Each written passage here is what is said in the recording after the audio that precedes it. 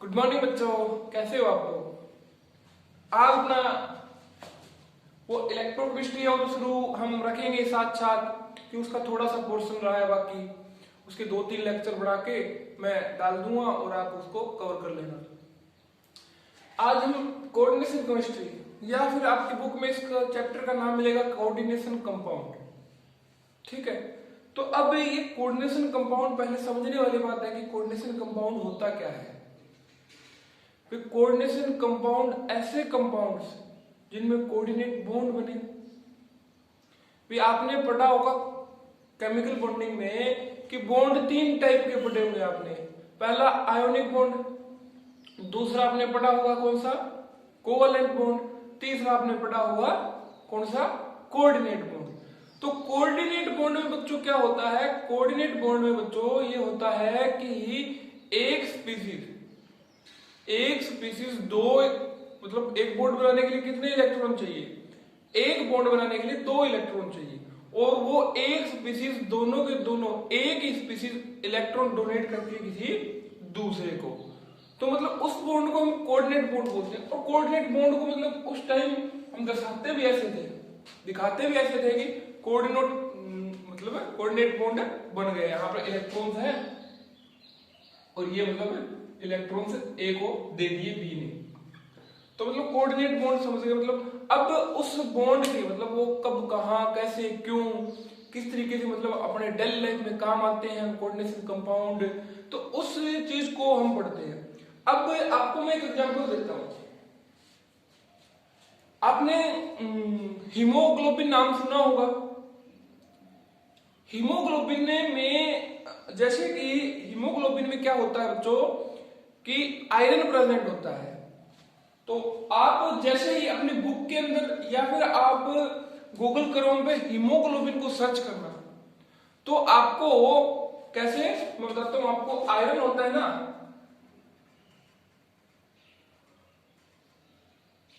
ऐसे बाउंड मिलेगा। ठीक है, ऊपर नीचे ऑर्गेनिक कंपाउंड बहुत होंगे, ऐसे बाउंड मिलेगा। ठीक है, तो हीमोग्लोबिन जो हमारी बॉडी में Hb बोलते हैं हीमोग्लोबिन, वो जो हमारी बॉडी में प्रेजेंट होता है वो भी एक कोऑर्डिनेट कंपाउंड का एग्जांपल होता है। और ये क्वेश्चन आ जाता है पेपर में बच्चों कि मतलब हीमोग्लोबिन में कौन सी मेटल प्रेजेंट होती है, Fe आयरन, कौन से बॉन्ड प्रेजेंट होते हैं, कोऑर्डिनेट बॉन्ड प्रेजेंट होते हैं।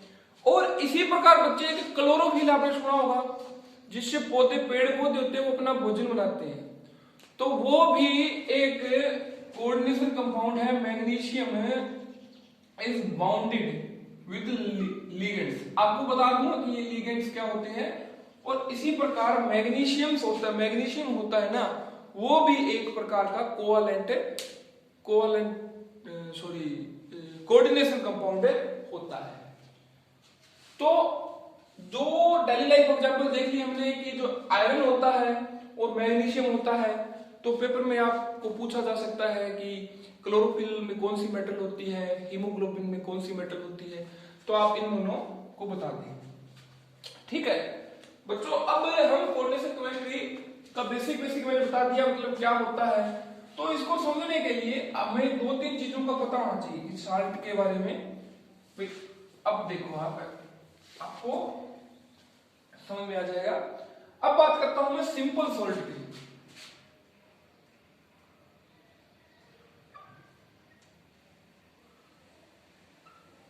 किसकी बात कर रहा हूं बच्चों में, सिंपल सॉल्ट की। सिंपल सॉल्ट की रिएक्शन आपको पता ही है कि सिंपल सॉल्ट बनता है जो साधारण लवण, आप 10वीं क्लास में एक डेफिनेशन पढ़ते हैं सिंपल सॉल्ट कैसे बनता है। अगर हम एसिड और बेस की रिएक्शन कराते हैं, एसिड प्लस बेस की रिएक्शन करा दें, तो हमें क्या मिलता है बच्चों, सॉल्ट प्लस में वाटर। और इसका हम इस रिएक्शन का एक वेल नोन एग्जांपल भी ले सकते हैं बच्चों, HCl प्लस NaOH क्या बन गया, NaCl जो कि टेबल साल्ट होता है, प्लस में H2। ठीक है बच्चे, समझ गए आप। इसका हम एक वेल नोन एग्जांपल भी आपको मैंने बता दिया। कि सिंपल सोल्ट, ये होता है बच्चों सिंपल सोल्ट। तो अब मैं यहां पर अगर बात करूं इस NaCl को, मैं इस NaCl को मैं पानी के अंदर डालूंगा, NaCl को मैं पानी के अंदर डालूं तो मेरे को Na positive ion and Cl negative ion मिलेगा कि नहीं मिलेगा बच्चों? अगर मैं इस NaCl को पानी के अंदर डाल दूं तो मेरे को क्या मिलेगा? Na positive and Cl negative ion मिलेगा। और मैं कोई टेस्ट परफॉर्म करूं, फिर टेस्ट से आप क्या समझोगे कि अगर मैं टेस्ट परफॉर्म करूं सोडियम के लिए, फिर सॉल्यूशन के अंदर मेरे को पता लगाना है कि सोडियम में प्रेजेंट है, अगर उसके लिए मैं टेस्ट करूं तो ये पॉजिटिव टेस्ट आएगा कि नहीं आएगा? हाँ बिल्कुल आएगा। क्यों नहीं आएगा? क्योंकि इसमें सोडियम प्रेजेंट ही है और उसी का टेस्ट हम पता कर रहे हैं, तो सोडियम का टेस्ट पॉजिटिव आएगा। इसी प्रकार क्लोराइड आयन का भी क्या आएगा? टेस्ट पॉजिटिव आएगा। तो यहां से हमने सिंपल सोल्ट को बच्चे देख लिया कि सिंपल सोल्ट क्या होता है।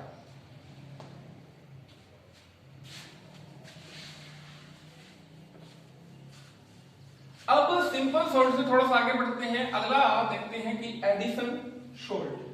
क्या देखते हैं? एडिशन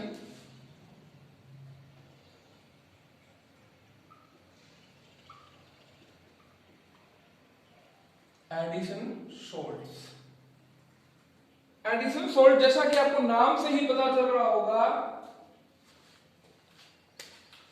ये क्या होता है? इसमें एडिशन होता है बच्चों। एडिशन होता है इसका 2 और more stable compound, 2 or more stable compound in a definite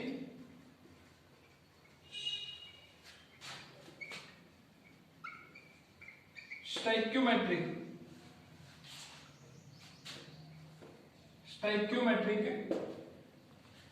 बच्चे।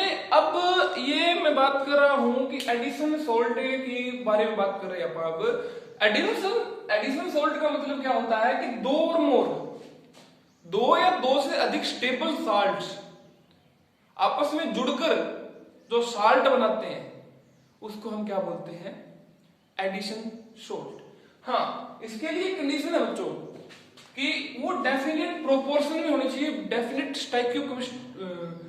स्टैक्योमेट्रिक में होनी चाहिए। ये नहीं है कि खिचड़ी बना दिया मतलब 2 ग्राम 5 ग्राम 10 ग्राम कोई सा डाल दिया, ये डाल दिया वो डाल दिया।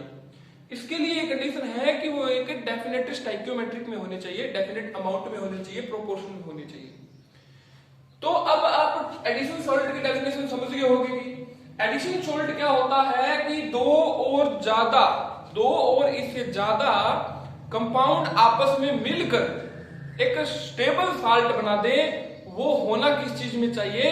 स्टैक्योमेट्रिक प्रोपोर्शन में। स्टैक्योमेट्रिक का मतलब होता है बच्चों एक डेफिनेट प्रोपोर्शन में, मतलब 2 मोल इसके, 3 मोल इसके, 1 मोल इसके, तो ये कंपाउंड बनेगा। अगर इससे हम गड़बड़ कर देते हैं, फिर 2 की जगह 1 यूज कर लेते हैं, वहां पर वो कंपाउंड में नहीं मिलेगा।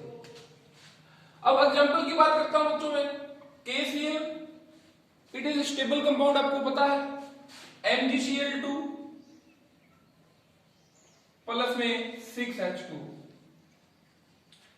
और ये डेफिनेट प्रोपोर्शन में अगर करते हैं तो KCl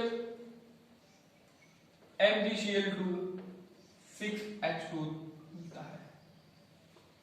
ये देखो यहां पर बच्चों KCl एक स्टेबल कंपाउंड था, MgCl एक स्टेबल कंपाउंड है, हम नेचर में देखते हैं, बहुत बार पढ़ते हैं, और H2O एक स्टेबल है, तो हमें ये कंपाउंड मिलता है। मतलब छोटे छोटे 2-3 स्टेबल कंपाउंड मिलकर एक बड़ा स्टेबल कंपाउंड बनाते हैं, उसे क्या बोलते हैं बच्चों? हम एडिशन सोल्ट। और इसका नाम भी होता है कार्बोनाइल, आपके एनसीईआरटी के बुक में मिल जाएगा। ठीक है, अब इसको समझते हैं कि जैसे कि हमने क्या पढ़ा था बच्चों? क्या पढ़ा था? हमने पढ़ा था कि अब इसे मैं वाटर में डालता हूं, अब मैं इसे वाटर में डालता हूं। ठीक है बच्चों, तो यहां पर मेरे को कौन कौन से आयन मिलेंगे? K positive, Cl negative, Mg2 positive. समझ रहे हो आप इन आयंस को देखकर बता सकते हो कि क्या इसका पेरेंट आयन क्या है, मतलब इन्होंने जन्म कहां से लिया है। मान लो मैंने ये कार्बोनाइट हो गया KCl MgCl2 और 6H2O एक वाटर बकेट में डाल दिया, पानी की बाल्टी में डाल दिया, तो वहां पानी के अंदर जाते ही ये क्या करेंगे, K positive, Cl negative and Mg2 positive में टूट जाएगा, आपको पता है। अब इन टूटे हुए आयनों को देखकर क्या आप बता सकते हो मेरे को कि ये इससे बने हैं? नहीं, ऐसा कैसे पॉसिबल है।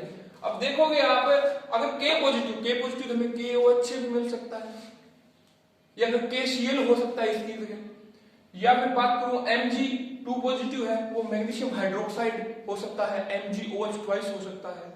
मतलब इनको देखकर हम कोई अंदाजा नहीं लगा सकते कि ये कहां से आए हुए हैं, ये कहीं से भी आ सकते हैं। तो मतलब क्या हुआ बच्चों, अब इस एडिशनल साल्ट में मैं अगला पार्ट बताने जा रहा हूं आपको कि अगले पार्ट में क्या है। जस्ट मिनट वेट बच्चों।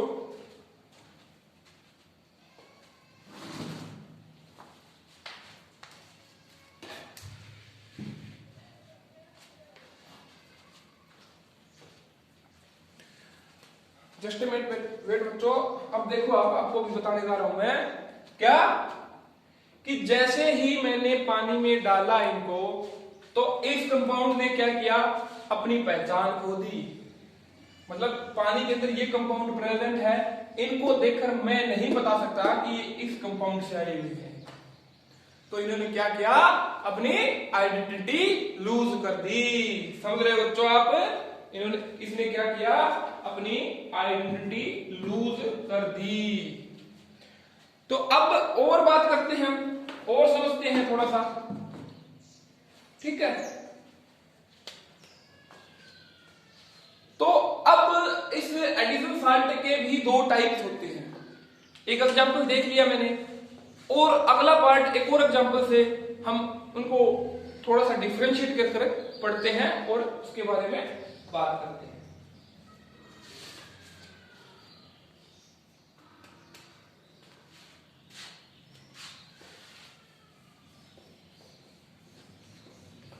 ठीक है बच्चों, अब हम एडिशनल साल्ट को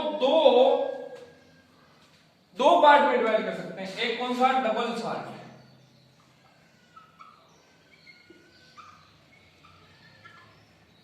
एक कौन सा जो हमें चाहिए, कोऑर्डिनेशन सोल्ट या फिर कोऑर्डिनेशन कॉम्प्लेक्स।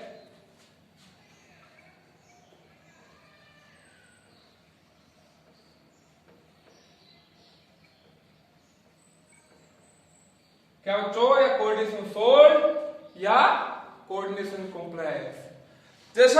जैसा कि मैंने अभी बताया कि डबल साल्ट का एग्जांपल मैं बताता हूं आपको, KCl MgCl2 6H2O। ये क्या करता है, सॉल्यूशन के अंदर जाते ही अपनी आइडेंटिटी लूज कर देता है। It lose its identity in solution। बच्चों क्या करता है, ये सॉल्यूशन के अंदर अपनी आइडेंटिटी लूज कर देता है। और मैं बता रहा था जैसे कि K पॉजिटिव मिलता है, Cl नेगेटिव मिलता है, Mg पॉजिटिव मिलता है।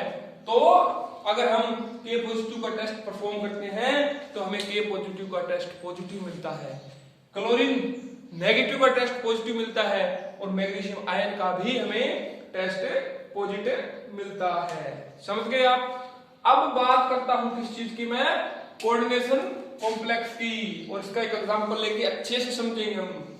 कोऑर्डिनेशन कॉम्प्लेक्स में इससे उल्टा हो गया कि क्या हुआ, दे do not lose its identity in a solution। समझते हो आप? इन दोनों के बीच में डिफरेंस आप कर सकते हो कि नहीं कर सकते बच्चों? तो मैं एक बार इंक रिफिल कर लेता हूं और इतने आप देखो डबल साल्ट और इनको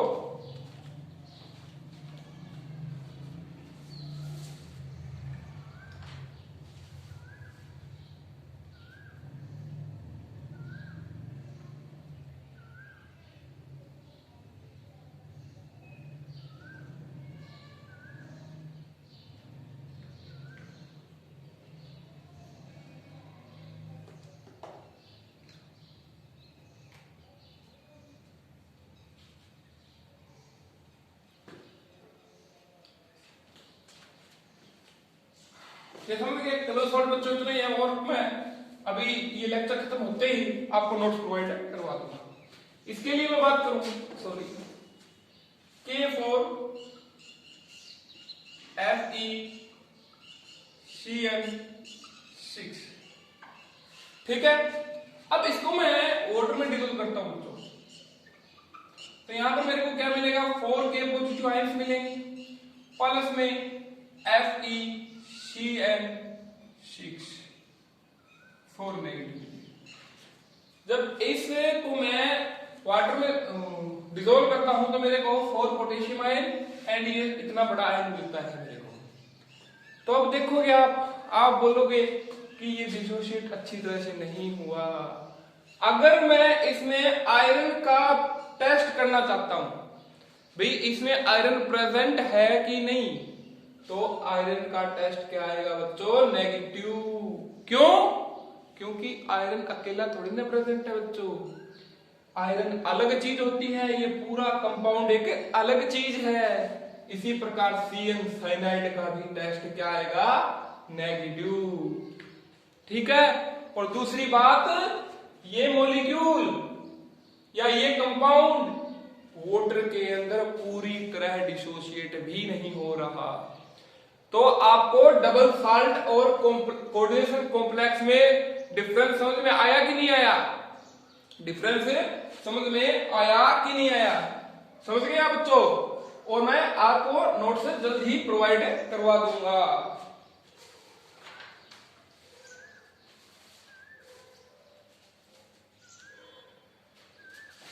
अब बच्चों ये चीज समझ गए आप, तो अब थोड़ा से आगे बढ़ते हैं और एक इस मतलब ये क्यों नहीं टूटता, अभी मैंने जो एग्जांपल लिया इसमें CN और आयन का बॉन्ड बनता है, ये वास्तव के अंदर क्यों नहीं टूटता, धीरे धीरे अब आगे जो थ्योरीज आएंगे उनकी सहायता से हम समझते जाएंगे। जो कोऑर्डिनेट बॉन्ड पर पहली थ्योरी दी थी वो किसने दी थी, वर्नर ने।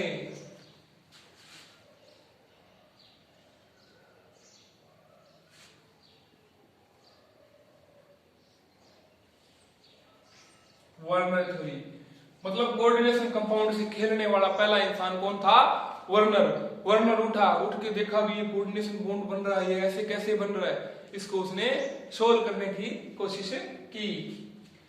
अब इसके अकॉर्डिंग, वर्नर थ्योरी के अकॉर्डिंग टू वर्नर थ्योरी, मतलब वर्नर ने बताया कि कोऑर्डिनेट कंपाउंड होता है ना, उसमें दो तरह की वैलेंसीज होती है।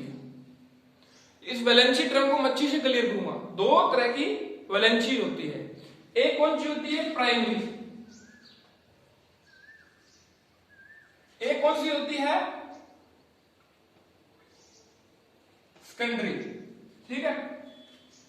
तो according to Werner in a chemical या in a coordinate compound there are two type of valency are present, one is primary valency and second is secondary valency. अब हम प्राइमरी वैलेंसी को समझते हैं विद एग्जांपल के साथ, ठीक है। वर्नर थ्योरी को मैं मिटो रहा हूं, प्राइमरी वैलेंसी को देखते हैं।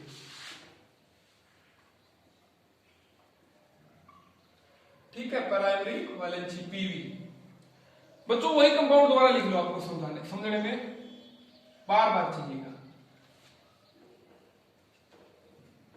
ठीक है। प्राइमरी वैलेंसी ने क्या कर ली, लिख ली।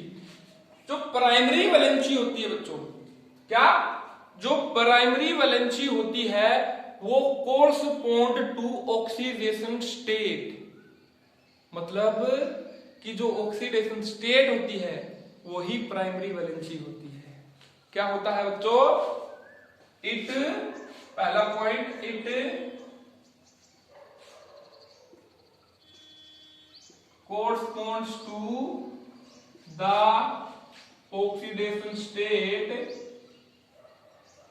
of compound। चलो इसको समझते हैं, इस पॉइंट को। अगर मैं इसको पॉजिटिव में तोड़ देता हूं मैं, और आयरन है 4 नेगेटिव में तोड़ देता हूं मैं, तो आप बताओ बच्चों मेरे को, इसमें ऑक्सीडेशन स्टेट की बात करूं मैं तो इसमें चार्ज कितना है टोटल? 4। तो इस पे कितना होता है? Fe, ठीक है, प्लस में -1 × 6 = -4, तो Fe = 2। क्यों? देखो ये धीरे धीरे आपको पता चलेगा, और ये आपने जो मैं बोल रहा हूं ना ऑक्सीडेशन, इसमें सीखा भी होगा आपने कि ऑक्सीडेशन स्टेट कैसे निकालते हैं। तो देखो दोबारा बताता हूं, इसके ऊपर नेगेटिव चार्ज है वो बराबर में पुट आउट कर दो आप। अगर साइनाइड पे बेटा चार्ज होता है ना बेटा, वो होता है -1, और साइनाइड है कितने? 6।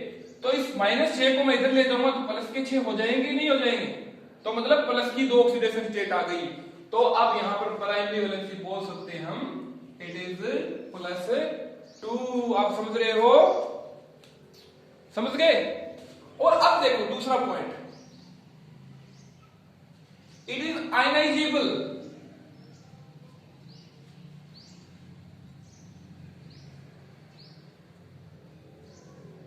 इट इज आयनाइजेबल मतलब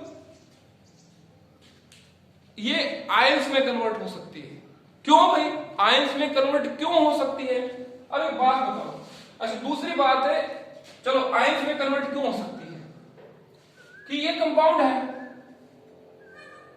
मतलब टूट के इसे अलग कर सकते हैं। अब एक आयनाइजेबल बोल दो, या फिर इट इज सेटिस्फाई बाई, किसके द्वारा सेटिस्फाई की जाएगी? कि इसके ऊपर पॉजिटिव चार्ज है तो वो नेगेटिव चार्ज के द्वारा बच्चों सेटिस्फाई किया जाएगा। तो अनायन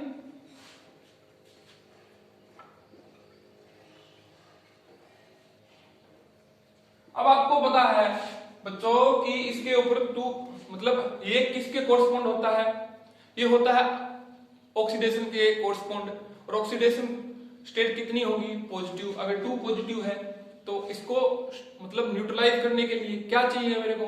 2 नेगेटिव चार्ज। नेगेटिव चार्ज किसका होता है? अनायन का। तो ये अनायन द्वारा सेटिस्फाई होती है, मतलब इसको सेटिस्फाई करने के लिए अनायन चाहिए, नेगेटिव चार्ज चाहिए। हाँ मैं क्या बता रहा था? आयनाइजेबल। अब देखो आप ये आयंस में कन्वर्ट हो रही है कि नहीं हो रही? आयनाइजेबल। दूसरी बात ये नॉन डायरेक्शनल होती है।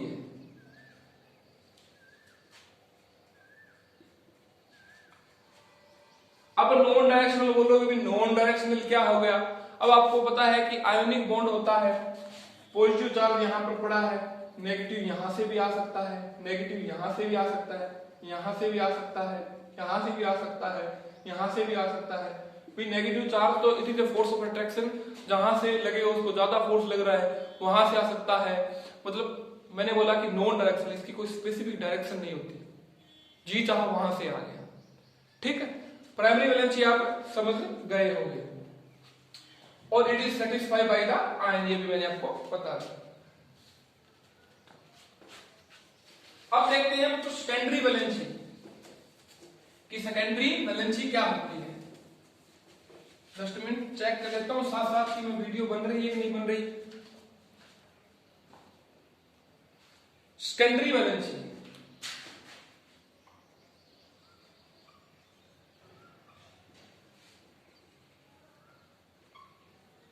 क्या बच्चों? सेकेंडरी वैलेंसी वही सेम का सेम एग्जांपल आप लिख लो। कहां पर? FeCl6 या फिर K4 यहां पर लिख लिया A की बात। ठीक है बच्चों, तो इस सेकेंडरी वैलेंसी को एक नाम से और जाना जाता है। पहला पॉइंट वो नाम क्या है? Coordination number. मतलब जो सेकेंडरी वैलेंसी होती है वो किसकी कोरस्पॉन्ड होती है? Coordination number.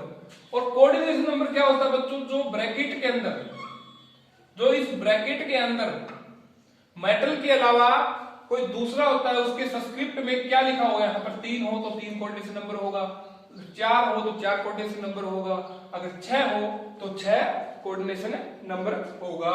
समझ गए आप? और it is non ionisable, it is non ionisable, मतलब ये आयनाइज्ड नहीं होती है। और इसको सेटिस्फाई करने के लिए अनायन या फिर लोन पेयर वाला कोई भी हो, जिसके पास लोन पेयर हो इसको सेटिस्फाई कर सकता है। अब क्यों, एक बात बताता हूं। अब देखो बच्चों, ऐसी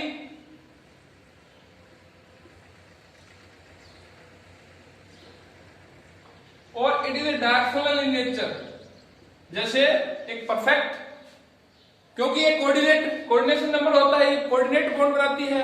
और आपको पता है coordinate bond and covalent bond दोनों लगभग एक ही तरीके के बॉन्ड होते हैं, तो दोनों के दोनों डायरेक्शनल नेचर होते हैं, मतलब ऐसे ऐसे। इस पॉइंट को और आगे बढ़िया से समझेंगे हम, ठीक है? तो अब एक बात, तो अनायन से सेटिस्फाई कैसे करते हैं भाई मेटल का, ये बात और आगे जाएंगे तो और बढ़िया सीखेंगे हम। तो मतलब आप यही याद ही कर लो कि ये क्या होता है, कोऑर्डिनेशन नंबर की कोरस्पॉन्ड होती है। It is a non ionisable, मतलब कहां आयनाइज हो रही है, अगर कोऑर्डिनेशन में डालते हैं तो इतना कंपाउंड ऐसे का ऐसा मिल रहा है ना हमें, Cl थोड़ा टूट रहा है। It is अनायन, it is satisfied by अनायन and lone pair. तो लोन पेयर वाली स्पीशीज हो, अब Cn एक अनायन है, अगर H2 भी यूज कर सकते हैं, यहाँ पे हम NH3 भी यूज कर सकते हैं। और it is A directional in nature, इस चीज को आगे जाके समझते जाएंगे, ठीक है बच्चों?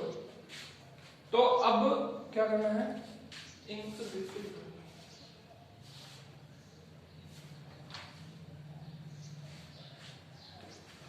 तो अब आपको मैं देखता हूं कोई एग्जांपल मिलता है मेरे को, तो आपसे क्वेश्चन पूछता हूं बच्चों, इट इज इम्पोर्टेंट।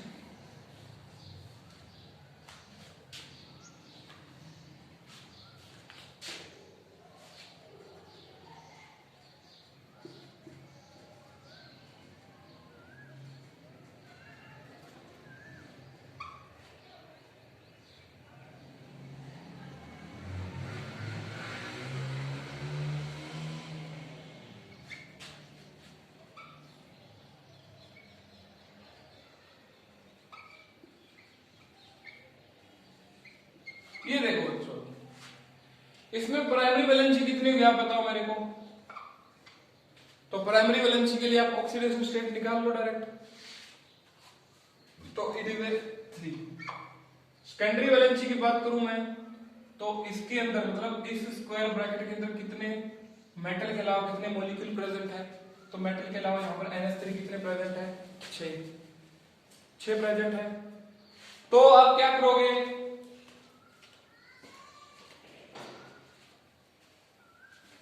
तो मेटल के अलावा 6 प्रेजेंट है, तो सेकेंडरी वैलेंसी 6 हो गई। कितनी होगी, 6। समझ रहे हो आप? अब एक बात करता हूं मैं इसमें, प्राइमरी वैलेंसी ऑक्सीडेशन स्टेट निकालोगे बच्चों। देखो एक बात बताता हूं आपको, कोबाल्ट की मैंने X मान ली, NH3 के ऊपर कोई चार्ज नहीं होता, और क्लोरीन के ऊपर कितना चार्ज होता है बच्चों, -1, ठीक है? और इस क्लोरीन के ऊपर चार्ज कितना होता है, यहाँ पर -2 क्लोरीन है इज इक्वल टू 0 और X इज इक्वल टू 3। तो भी प्राइमरी वैलेंसी तो इसकी भी 3 आ गई। अब बात करो आप सेकेंडरी वैलेंसी की, इसकी सेकेंडरी वैलेंसी की टोटल नंबर ऑफ आयन कितने हैं बच्चों इसमें, 6। तो आप यहां से क्या कैलकुलेशन निकाल सकते हो, जो अनायन है ना बच्चा, अनायन है वो अंदर हो चाहे बाहर हो, प्राइमरी वैलेंसी के साथ साथ सेकेंडरी वैलेंसी को भी सेटिस्फाई कर सकता है। देख लो, आप देख लो यहां पर, देखो ऑक्सीडेशन स्टेट बनाने भी मेंटेन कर रहा है कि ऑक्सीडेशन इसके वगैरह मतलब +3 नहीं हो सकती, और इसके वगैरह 6 कोऑर्डिनेशन नंबर भी नहीं हो सकता, 6 सेकेंडरी वैलेंसी भी नहीं हो सकती। तो ये क्लोरीन क्या कर रहा है, इस बाहर वाली प्राइमरी वैलेंसी का भी साथ दे रहा है, और साथ साथ इस सेकेंडरी वैलेंसी का भी साथ दे रहा है। तो anion can satisfy both secondary as well as primary valency. समझ गए कि नहीं? ठीक है, ये एग्जांपल आपने देख लिया।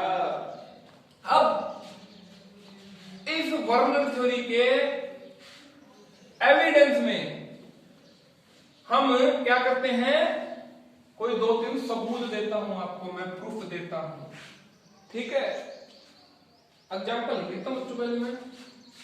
सी यार क्या है, COCl3 6NH3, is it okay? COCl3 5NH3, COCl3 4NH3। दिख रहा है कि नहीं बच्चों? देखता हूँ, सी दिख रहा है, सी यहाँ पे सी है, कोबाल्ट है बच्चों, कोबाल्ट क्लोराइड है। ठीक है जी, अब एक बात करता हूं इसके बारे में मैं। अब इस चीज को समझने के लिए भाई प्राइमरी वैलेंसी होती है कि नहीं होती, सेकेंडरी वैलेंसी होती है कि नहीं होती, अगर प्राइमरी वैलेंसी होती है तो वो आयनाइजेबल होती है कि नहीं होती, अगर सेकेंडरी वैलेंसी होती है तो वो नॉन आयनाइजेबल होती है कि नहीं होती, इस चीज को हम देखते हैं with proof. Is it okay? अब इलेक्ट्रिकल कंडक्टेंस की बात करता हूं मैं। वेट बच्चों, वेट वेट वेट।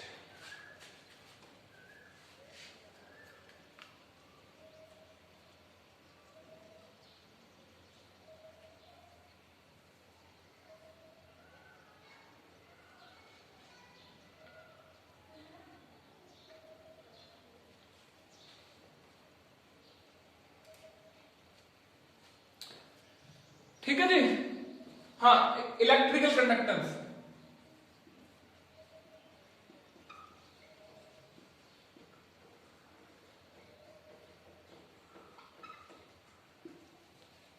अरे बच्चों, कोई इलेक्ट्रोलाइट इलेक्ट्रिसिटी को कनेक्ट करता है तो वो किस चीज पे डिपेंड करता है? वो नंबर ऑफ आयंस के ऊपर।